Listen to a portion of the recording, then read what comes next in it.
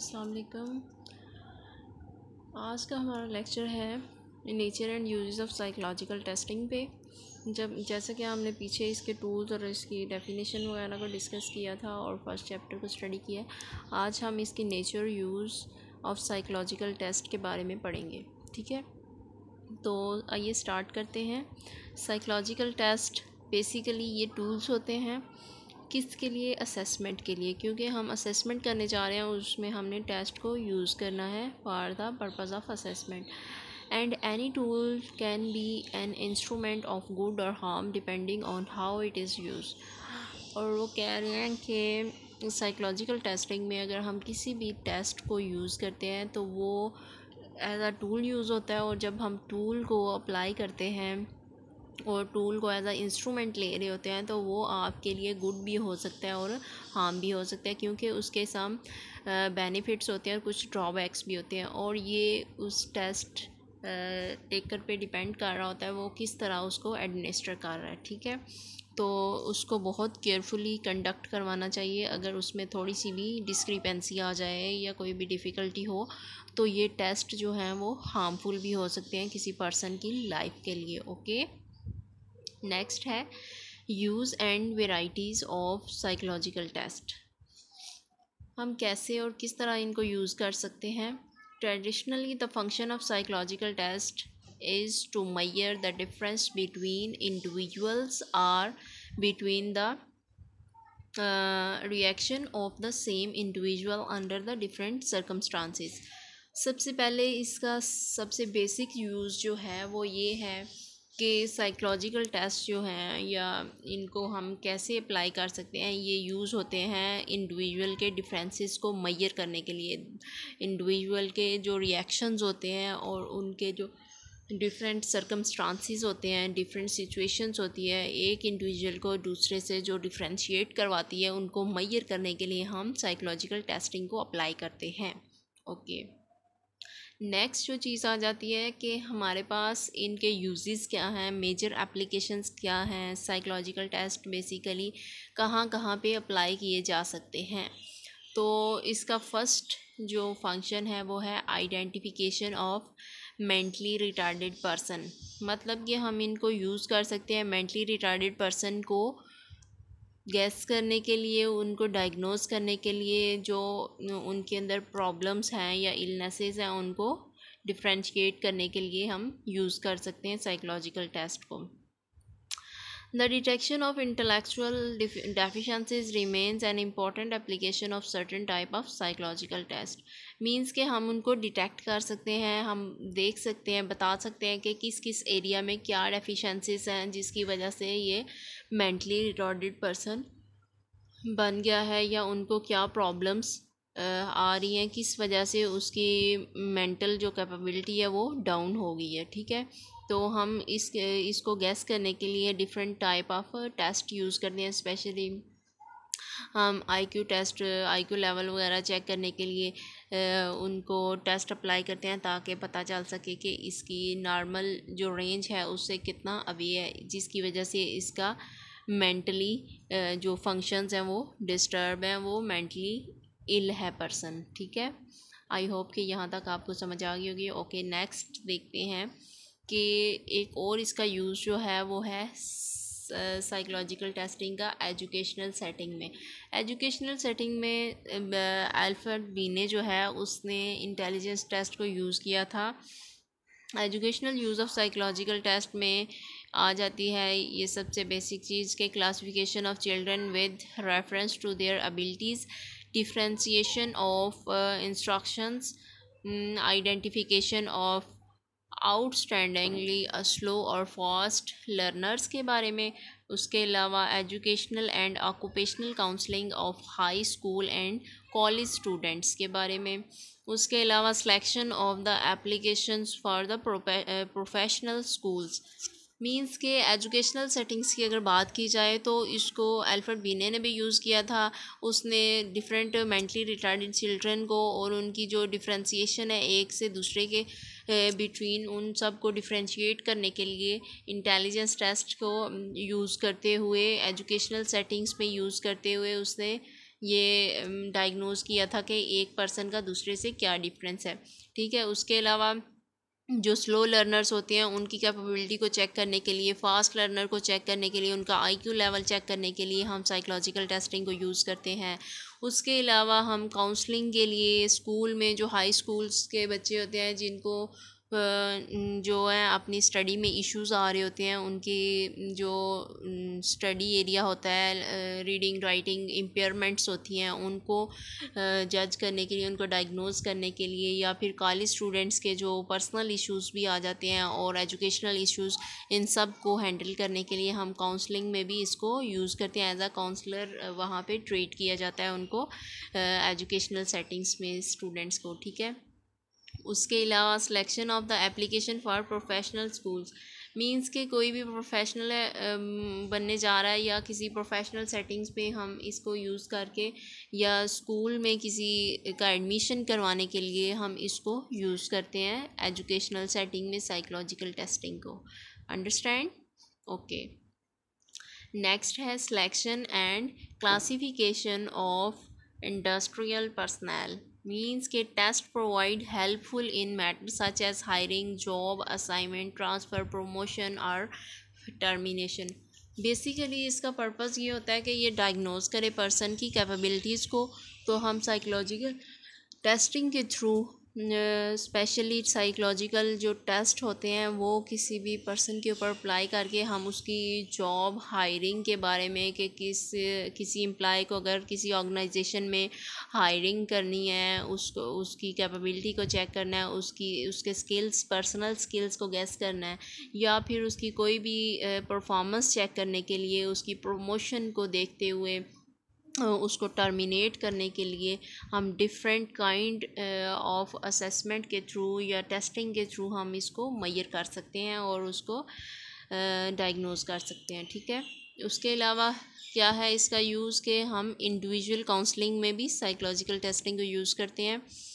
From narrowly defined guidance regarding educational and vocational plans to an involvement with all aspect of person's life means के बहुत ही keenly हम इसको study करते हैं, बहुत ही इन डेप्थ जाके इंडिविजुअल का एज अ होल हम इसको स्टडी करके काउंसलिंग में यूज़ करते हैं। इंडिविजुअल की काउंसलिंग के लिए ये बहुत इंपॉर्टेंट रोल प्ले करती है साइकोलॉजिकल टेस्टिंग, और इसमें हम साइकोलॉजिकल टेस्टिंग के थ्रू ही इंडिविजुअल की जो पर्सनल लाइफ है, अगर उसमें कोई डिस्टर्बेंस आ गई है तो उसको काउंसल करके उसकी इमोशनल डिस्टर्बेंस को ठीक कर सकते हैं, उसकी वेल बीइंग को ठीक किया जा सकता है, उसके जो इंटरपर्सनल रिलेशंस हैं अगर वो ख़राब हो गए हैं तो उसको भी हम ठीक कर सकते हैं by use of testing.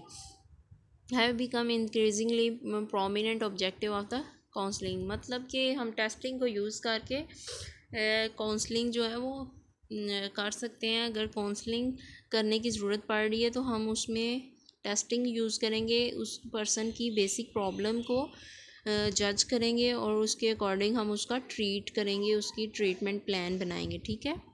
Okay. There is a growing emphasis on the use of tests to enhance the self understanding and personal development, मतलब कि बहुत ज़्यादा यूज़ हो रही है इंसानों के लिए पर्सनल डेवलपमेंट के लिए, कि कोई पर्सन अगर किसी वजह से डिस्टर्ब है, डिप्रेशन का शिकार है, उसको स्ट्रेस है किसी चीज़ का या किसी चीज़ का उसको फियर फील हो रहा है, एंजाइटी है, तो हम उसको टेस्ट अप्लाई करके उसके अकॉर्डिंग उसकी जो है ना ट्रीटमेंट प्लान सेट करके उसके ऊपर कोई थेरेपी यूज़ करके उसकी असेसमेंट करके हम उसको ठीक कर सकते हैं, उसको नॉर्मल रूटीन लाइफ में ला सकते हैं, ठीक है। Within this framework test score are given as an aid to one's decision making process, ठीक है। हम इस फ्रेमवर्क को यूज़ करते हुए टेस्ट की स्कोरिंग करते हैं और फिर हम बताते हैं कि इस पर्सन को कितनी ज़्यादा जो है वो मेंटल हेल्थ की ज़रूरत है, कितनी ज़्यादा काउंसलिंग इसकी की जा सकती है, कितना ये इफ़ेक्टिव इसके लिए कोई ट्रीटमेंट प्लान बनाया जा सकता है जिसकी वजह से उसको कोई जो है ना हेल्पफुल वे बताया जाए और उसकी प्रॉब्लम को सॉर्ट आउट किया जाए, ठीक है। उसके अलावा हम टेस्टिंग को बेसिक रिसर्च में यूज़ करते हैं। Precise measurement of the individual differences is made possible by well constructed test that is prerequisite in the basic research. It also provides standard tool for the investigation varied। मतलब हम research करने जा रहे हैं तो उसमें भी हम टेस्टिंग को यूज़ करते हुए अपनी रिसर्च को कंप्लीट कर सकते हैं। रिसर्च में ये इम्पोर्टेंट रोल प्ले करती है क्योंकि research basically generation of new knowledge होता है और हम प्रीवियस नॉलेज से या टेस्ट अप्लाई करने के थ्रू हम ये गेस कर सकते हैं कि हमें नेक्स्ट फर्दर कितना काम करने की ज़रूरत है या किस एरिया पे काम करने की ज़रूरत है। ठीक है, तो रिसर्च पर्पस के लिए भी यूज़ किया जाता है साइकोलॉजिकल टेस्टिंग को। ओके, नेक्स्ट है the many kinds of the test designed for these diverse processes differ in other major characteristics. They are vary in the way they are administered. Individual testing, simultaneously testing for the large group, or administration of the test by computers. हम ये कह सकते हैं कि हम जो individual testing कर रहे होते हैं उसको हम डिफरेंट फॉर्म्स में भी कंडक्ट करवा सकते हैं। किसी पर्सन को इंडिविजुअली हम जज करने के लिए उसके ऊपर टेस्ट अप्लाई करते हैं। अगर हम एज अ होल किसी ग्रुप में टेस्ट कंडक्ट करवाना चाह रहे हैं तो हम ग्रुप में कर सकते हैं उसको एडमिनिस्टर। उसके अलावा हम कंप्यूटर पे भी इसको एडमिनिस्टर कर सकते हैं, मतलब ज़्यादा पॉपुलेशन पे भी इसको अप्लाई किया जा सकता है। They also differ in the aspect of behaviour they covers. Some concentrate on the assessment of cognitive traits or abilities. Other tests provide the measure of affective variables or personality, such as emotional or motivational traits, interpersonal behavior, interest, attitude and values। मतलब हम ये कह सकते हैं कि कुछ test जो होते हैं वो कोग्निटिव एरिया को स्टडी करने के लिए, कोग्निटिव ट्रेड्स को मेजर करने के लिए यूज़ होते हैं, और कुछ ऐसे टेस्ट भी होते हैं जो पर्सन की पर्सनैलिटी को जज करने के लिए यूज़ होते हैं, और उनकी इमोशनल मोटिवेशनल ट्रेड्स को मेजर करने के लिए, उनके इंटरपर्सनल बिहेवियर्स को मेजर करने के लिए, या उनके इंटरेस्ट क्या हैं, उनके एटीट्यूड्स और वैल्यूज़ को मेजर करने के लिए भी इनको यूज़ किया जाता है। ओके, नेक्स्ट जो है हमारे पास ये अगेन साइकोलॉजी जो टेस्ट को डिफ़ाइन कर रही है, उसमें साइकोलॉजिकल टेस्ट की डेफिनेशन बताई हुई है कि ये है क्या। Basically essentially an objective and standardised measure of the sample of behaviour. Test क्या है, ये ऑब्जेक्टिवली मतलब विदाउट एनी बाइसनेस जो स्टैंडर्डाइज मेजर्स हैं, मतलब उसमें कोई डिस्क्रिपेंसी नहीं है, बिल्कुल प्योर फॉर्म में हम मेजर कर सकते हैं किसी भी बिहेवियरल एक्ट को या किसी भी सैम्पल ऑफ बिहेवियर को हम मेजर कर सकते हैं। Are use to assess the variety of mental abilities and attributes including the achievement and abilities of the personality and neurological functions.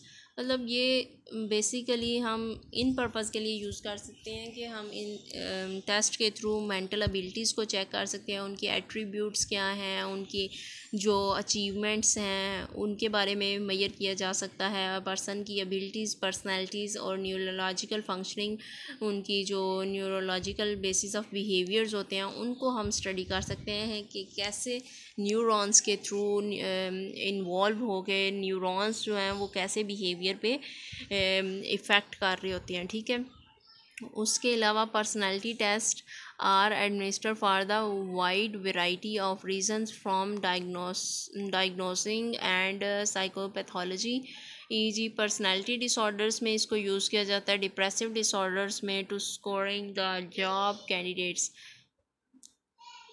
Different kind of test use हो रहे होते हैं, और इनमें उन्होंने कहा है कि जो पर्सनालिटी टेस्ट होते हैं वो इसलिए एडमिनिस्टर किए जाते हैं कि हम डिफरेंट बहुत सारी उसकी रीज़न्स हो सकती हैं, हम साइकोपैथोलॉजी के लिए उसको यूज़ कर सकते हैं, पर्सनालिटी डिसऑर्डर्स को मेजर करने के लिए यूज़ कर सकते हैं, उसके अलावा डिप्रेसिव डिसऑर्डर्स को मेजर करने के लिए इनको यूज़ किया जा सकता है ताकि हम जॉब की स्क्रीनिंग कर सकें। ठीक है, किसी जो पर्सन है वो कोई जॉब के लिए अप्लाई कर रहा है कैंडिडेट, तो उसकी स्क्रीनिंग की जाए, उसको स्क्रीन आउट करके बाकी पर्सन से डिफ्रेंशिएट करके उसकी लेवल या कैटेगरी को डिफ्रेंशिएट करके हम मैयर कर सकते हैं टेस्ट के through.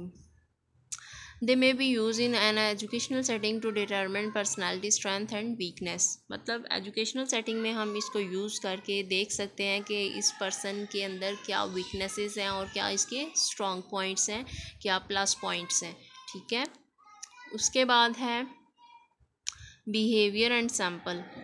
Psychological tests are like the test in any other science in so far as observation are made on a small but carefully chosen sample of an individual's behavior।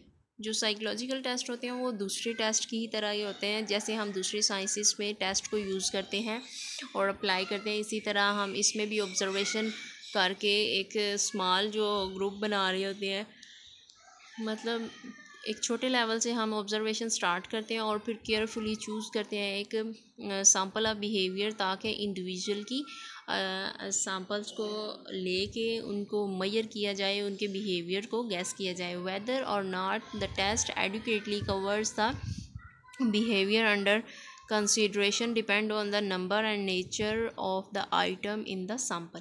हम जो sample ले रहे हैं उसमें हमने इस चीज़ को जो है ना बहुत ध्यान रखना है कि हमने उसके अंदर जो हम बिहेवियर मेजर करना चाह रहे हैं, जो आइटम उसके अंदर हमने इनपुट किए हैं या जो आइटम हम ले रहे हैं, क्या वो उसी बिहेवियर को मेजर करने चाह रहे हैं या उससे रेलिवेंट हैं या इररेलिवेंट हैं। ये हमें उसके सैम्पल लेने के बाद हमें ये चीज़ मेजर करनी पड़ेगी या उसको पहले से चेक करना पड़ेगा, ताकि हम जो मेजर करने जा रहे हैं वही चीज़ हमें मेजर हो।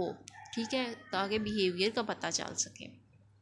Example an arithmetic test consisting of only 5 problems, one including only multiplication item would be poor measure of the individual's computational skills। ठीक हो गया कि कोई अरिथमेटिक टेस्ट अगर लेना चाह रहा है, उसको उसने अरिथमेटिक टेस्ट को 5 प्रॉब्लम्स पे मतलब करवाया है, उसके ना 5 पार्ट्स बनाए हैं और फिर उसने कहा है कि जो फर्स्ट पार्ट था उसका, उसमें उस प्रॉब्लम में मल्टीप्लिकेशन आइटम्स को उसने मेजर किया और बताया कि ये पुअर मेजरमेंट था।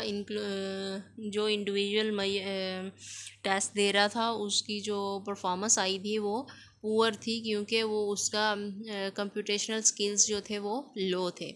इसी तरह हम डिफरेंट सैम्पल्स के थ्रू डिफरेंट बिहेवियर्स को मेजर कर सकते हैं। हम जो बिहेवियर मेजर करना चाह रहे हैं उस सैम्पल के अकॉर्डिंग ही हमें उसके आइटम्स को भी जनरेट करना पड़ता है, उसके अकॉर्डिंग ही हम आइटम पूल जनरेट करते हैं। आइटम पूल जनरेट करने का मतलब ये है कि उसके अकॉर्डिंग ही हम अपनी क्वेश्चनिंग सेट करते हैं। ओके, उसके बाद आ जाता है diagnosis and prediction. The diagnostic and predictive value of psychological test depend upon the degree to which it serve an indicator or relatively broad and significant area of the behavior।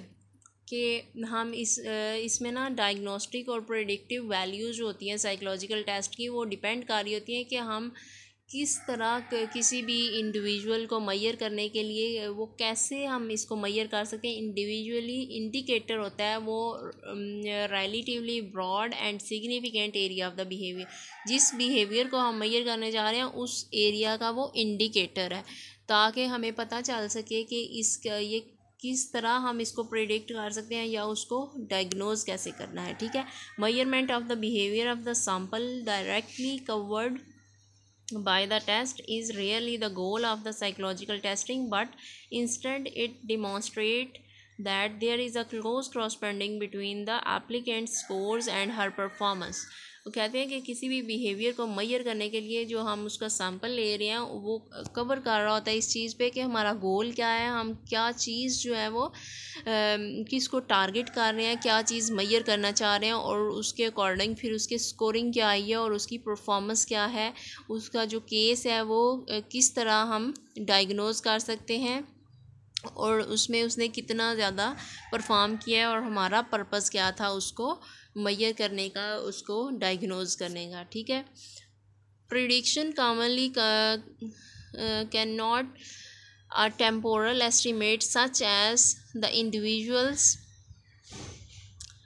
future performance on the job being forecast for his present test performance and इससे पता ये चलता है कि जो individual की जो future performance है ना वो हम प्रिडिक्ट कर सकते हैं कि उसकी जो हम उसको मेजर करने जा रहे हैं उसकी प्रेजेंट परफॉर्मेंस से पता चल सकता है कि वो फ्यूचर में कैसा परफॉर्म करेगा। ठीक है, प्रिडिक्शन से हम ये पता लगा सकते हैं। ठीक है, प्रिडिक्ट करने का मतलब ये है कि हम फ्यूचर ओरिएंटेड कितने हैं, फ्यूचर के बारे में हमें पता चल सकेगा और फ्यूचर ही के बारे में हम डायग्नोज करते हैं उसको।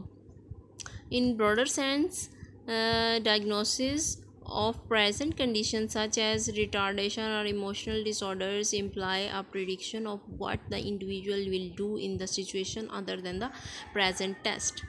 मतलब कि हम अगर इसको ब्रॉडर सेंस में देखें तो हम ये डायग्नोज कर सकते हैं कि जो उसकी प्रेजेंट सिचुएशन है उसके अकॉर्डिंग उसका जो इमोशनल रिस्पांस है, उसकी रिटार्डेशन वगैरह है, उसके बारे में हम प्रिडिक्ट कर सकते हैं कि ये इंडिविजुअल अगर प्रेजेंटली इस कंडीशन में है तो वो नेक्स्ट फ्यूचर में किस तरह परफॉर्म कर सकता है।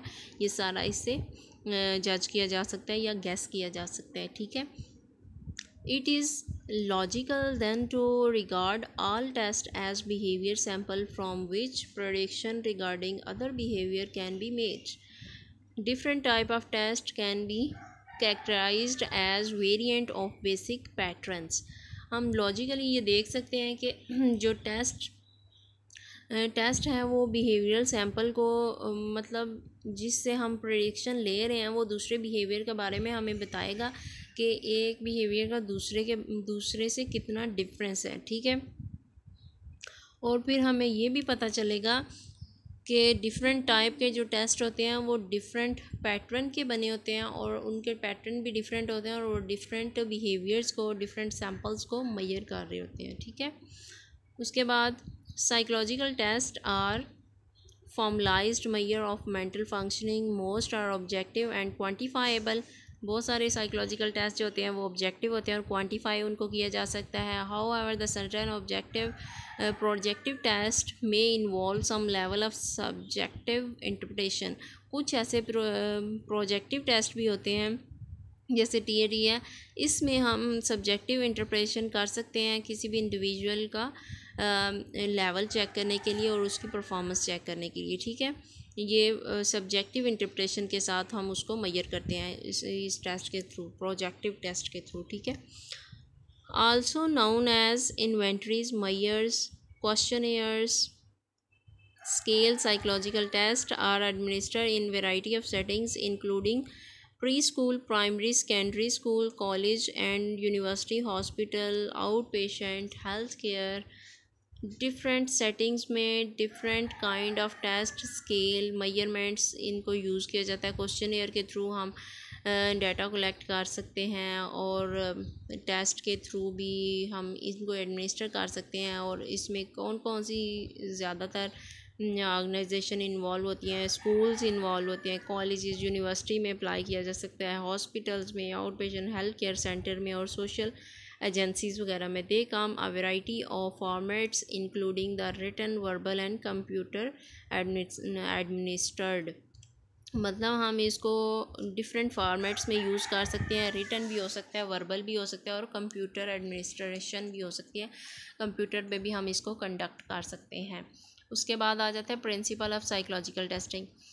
Proper psychological testing is conducted after vigorous research and development in contrast to quick web-based or magazine questionnaires that say find out your personality color or what is your inner age।